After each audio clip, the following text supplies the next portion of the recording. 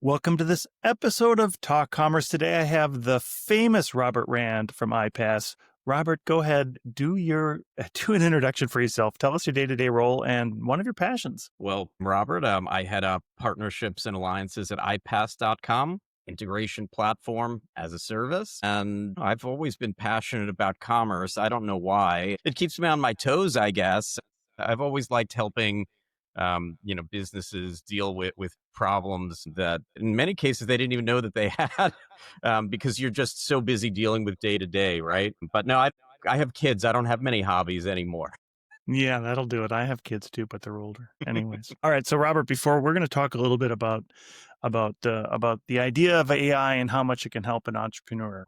But before we do that, I have to tell you a joke. It's a free joke project. Give me a rating 8 through 13. So here we go. I went to the doctor with hearing problems. He said, "Can you describe the symptoms?" What? Let me do this again. Yeah, I screwed it up already. I went to the doctor with hearing problems. He said, "Can you describe the symptoms?" I said, "Homer's a fat dude and Marge has blue hair." Yeah, I blew it in the delivery, but it is what it is. Every joke from you has always been near and dear to my heart. All right, good. Yeah, I appreciate that. Let's start off with, do you feel like AI can replace joke tellers? Honestly, it can write some good jokes. I've seen it. Really? I was at a conference or an event a few months ago, and one of the speakers asked everybody to pull out their phone and open ChatGPT. And of course, this is a room of techies, and everybody did. And he said, "Okay, ask ChatGPT to roast you based on all of the information that you've shared, all the questions that you've asked to date." And it was hilarious. Wow. I'm Yeah, well, impressed. it knows you better than you think. My So ex- maybe the audience will take that as a challenge. Probably not the roast that you want to share with other people. Right. Yeah. My experience so far with ChatGPT is it's terrible at telling jokes. But then again, I'm asking for terrible dad jokes, and but that does lead us to kind of our topic today, and it's how much a single entrepreneur can take on their own while employing AI. And we had a great chat in the green room. The idea is that that AI is a great supplement for what people are doing, but can you, as a business owner, at some point in your life, run your entire business by yourself at scale with a bunch of AI agents? Yeah. That's the question at hand. It's a big question. And I think, the short answer, whether everyone wants to hear it or not, is no, that you're not going to scale very well that way. And I could describe it in a few different ways, which you'll probably have me do. But, what's coming to mind right now, because AI, while it brings so much to the table, it doesn't replace the knowledge and experience of real people. And in many ways, it's like the difference between a doctor and somebody that stayed up all night reading WebMD. And we know that those are two different things. And so you can get a lot of information, a lot of things done by sticking AI on something. But, you can also wind up with, I think in the green room, I use the phrase dumpster fire. Yeah, I'm a big Claude Code user now, and I've been using it for about 11 months, and now have developed quite a bit of training. So you have context and runs out of context. So you have to keep it up to date with what you're doing, right? And I know you can create your own GPTs as well. So I would say that one of the things that it will do, if you're a business owner and you want AI to go off and do all the things that your old team used to do, it may, yes, use your training, but it also may know it just does something because it thinks that it'll be better. And in the coding world, it'll have 4 different solutions for the exact same problem in the exact same day, in the exact same hour. So, it's never consistent, even though you are giving it that training data. In your world, then, as you're employing more and more AI to help the middleware that iPass covers, and I know that there's more AI going into that, what are you seeing as risks in getting too much AI in? So, back to my last analogy, I think, we are seeing people that are trying to just have AI write integrations carte blanche. And there might be reasonable use cases of that.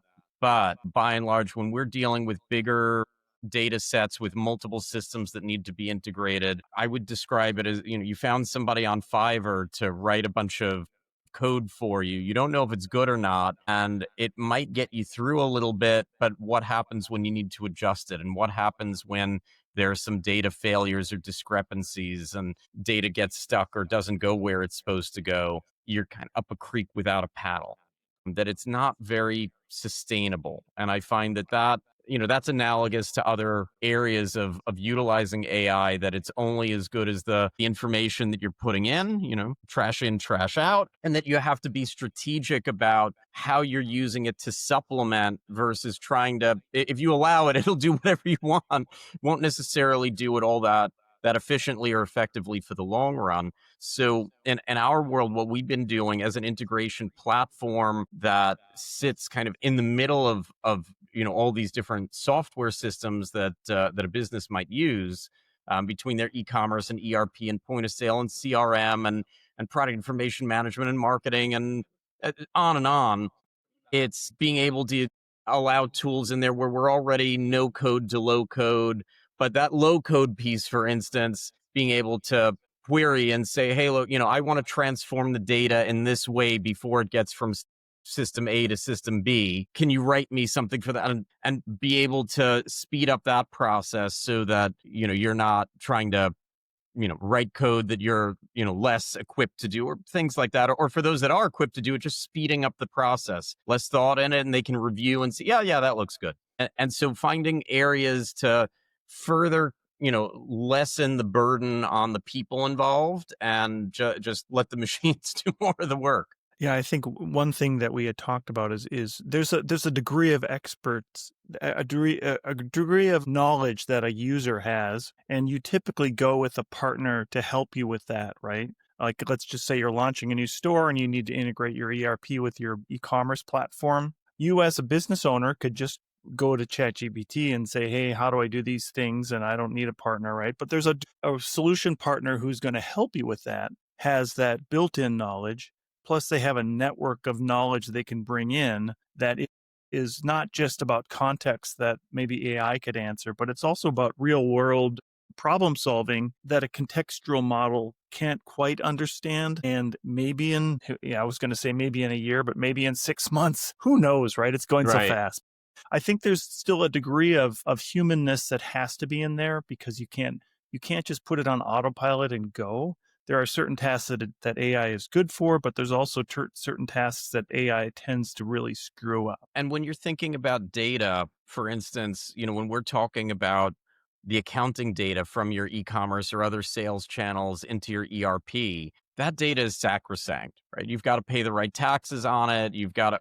There are things happening that can't be left to AI hallucinations or any other form of discrepancy there, that really need to be right. And so that's where systems like ours are purpose built to make sure that there's accountability for the data, that everything is correct, that if something fails, it's going to automatically retry on a schedule, that you're going to get notified and have a bit of a root cause analysis at your fingertips. And that if you need to make adjustments, that you can do that in a logical way where you can see what's happening and you can pick up where the last person left off. And it's not just a bunch of random code, and you can turn on new integrations to the hub and turn off old ones and not go back to the drawing board on all of, Brent, what you were describing, this internal knowledge that's often lost in the mix. Because a lot of these projects, it's not just about getting data, from a point to another point. It will often have to do with diving deep into the business operations and rules. How does this business decide which warehouse is going to fulfill, or which retail store is going to fulfill this order? And what kind of reserves of inventory do they need to have,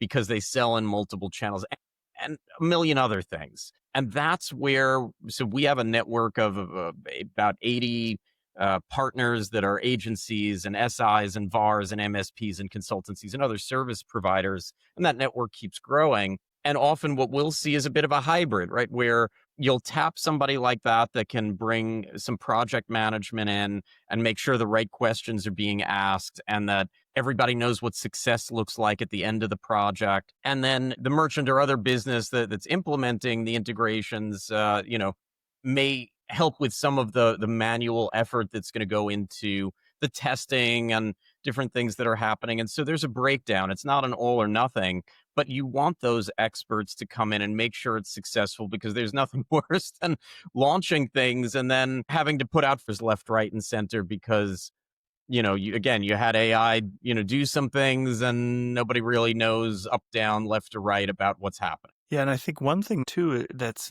you mentioned knowledge and documentation. It is an opportunity that merchants and SIs have to just dump documentation into a place where then you can have AI read it, kind of like Google Docs is now, but now a little bit smarter. You put everything into Google Docs and nobody understands where anything is, or even SharePoint, right? Like I've heard SharePoint is a dumpster fire, but AI is helping us with that. So I think employing AI where it's really a benefit to us, and then employing humans to be a management console on top of that, right? I think humans are the important part of how we want it, because really, even if you have an agent that's running some of those features, it doesn't necessarily understand what that new client may need, or that client that's approaching your ICP that would need something that's a little bit different than what the core is. It may suggest something crazy, kind of like what you were talking about when the VTEX people first came in. There might be some things that you don't want it to tell people. So I think that's where the human factor comes into the whole equation. From iPass and from what you're doing in iPass, how are you seeing automation, and how is it growing in that sort of connecting the dots space? Well, I mean, for us, we're a more modern platform than most people have experienced for data integration in the first place. And so we've got, for the ecoms and all these other softwares, we've got templates already to get you a lot of the way there. And so I think that onto itself is a big differentiator versus a lot of the legacy systems that gave you a way of integrating, but really said, now go write it all. And so we've got the API calls already set up, and we've got the common fields of data set up. And most of the implementation comes down to what's unique about this business and their business rules and their unique fields of data, like their unique product attributes based on what they sell, and making sure that all that is mapped and successful. And where we're adding AI is for the pieces like I was mentioning with you earlier about, for instance, if you need to go beyond the no code and into the low code, how can we make that a faster experience for you to be able to transform and translate data in more unique ways for your very specific use case? And again, sometimes data needs to do more than get from field X in one system to field Y in another. Something has to happen in between, and making sure that process is easier and faster to set up. After that, we've got things in our roadmap, like every software company. We are an actual data hub. You can see all the data in our system, and we become an amalgamated source of truth of that data. So right now, we see users trying to pull all that data toward analytics and BI and other systems, getting it from all their sales channels, all their finance and operational and other systems to some endpoint, but also, thinking about just querying it on our side and having, certain opportunities there for those that want it. And for those that don't, we treat data, again, as sacrosanct. That's first party data of our customers. And,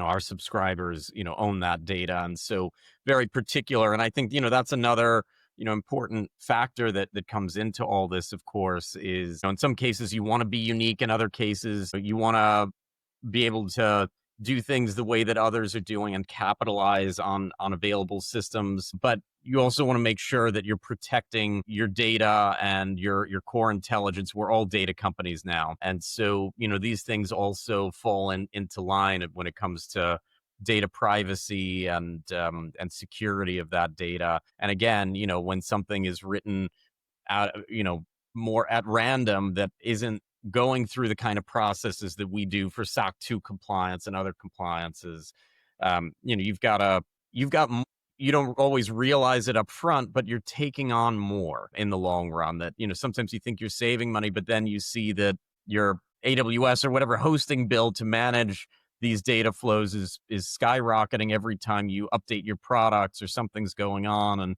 with a system like ours, you've got a flat, predictable monthly fee. You're not subject to those kind of, roller coaster spikes. And so I think that, that's where, there's that long-term outlook on these things that when you try to get back to what I think a few years ago, we saw a lot of merchants and a lot of businesses focusing on that total cost of ownership and that long term, not just how am I going to get this working today, but what's this going to look like months and years down the line. It all starts to really add up to where you should just get something quickly set up through automation, or where you should be using a more defined system or a more defined team to manage something. Yeah, maybe we could kind of end our conversation today on the difference between the self-serve small connector platforms like Zapier to the more robust ones like iPass. Zapier is a great product. I'm glad it's out there. They are really good when you need to get a little bit of data from A to B. They're not hub and spoke like us. They're not focused on, for instance, we'll get an e-commerce order and we'll send it to the ERP for accounting, some kind of shipping and fulfillment system, warehouse management, or point of sale, or what have you for fulfillment. And we'll send it to the CRM so the sales team has visibility, et cetera, et cetera. And you can turn on and off different spokes to the hub, and you can manage all the errors and exceptions in one nice, neat place with proactive notification, et cetera. So the ability to deal with all of that with these pre-built integrations and to kind of unify all of your data is much more unique to us. We're great with, as your data sets are growing at, again, predictable expense. Where Zapier, the pricing gets, can really get out of hand as you scale with them. We're also more mission critical. If data fails to flow with us, like when that AWS outage that we saw a couple of weeks ago, where maybe some e-com or other systems went down for a bit, our system will keep automatically retrying persistently. It'll retry frequently at first and then less and less frequently over time. Last I knew with Zapier, they'll try a couple of times and then you're out of luck. And those orders aren't getting where they're going, or that accounting is going to be off, or whatever's happening. And so there's just a lot of layers like that where we see them as a great tool for getting some more basic data going from A to B. But when you're thinking about more complex data flows of, for instance, in order fulfillment, order is going to come in and then it's got to get shipped, and maybe there are partial shipments and those have to come back to, let's say, the e-com to report on that and send tracking information to the shopper and have the order information correct. And then, more data back and forth, and maybe there's a return or a cancel. You're getting into much more involved data flows. I would see that as being a lot harder to manage through a Zapier by far. And so there's economies of scale into what people are trying to achieve and what system is the right system for it, and what system you can grow successfully with in your business. Yeah, great point. So, Robert, we have a few minutes left here. And as we close out the podcast, I give everybody a chance to do a shameless plug about anything they'd like to plug. What would you like to plug today? Oh boy. Well, I think we've done a pretty good job of talking about iPass. Heading into the winter here. I've been to all the trade shows. So the last few months, I think I've been to a dozen trade shows in the last 3 months. So I don't have any to tell you to have people meet me at upcoming. I don't have a lot more to tell people about for today. Just always excited to join you for the podcast and looking forward to the next time. Awesome. Thanks for that, Robert. Robert Rand is with iPass.com, a middle layer for your business. Robert, it's been such a great pleasure. Thank you so much for being here today. Pleasure's all mine. Oh, thing, do what you wanna do. Say, I can't tell you who the song it to.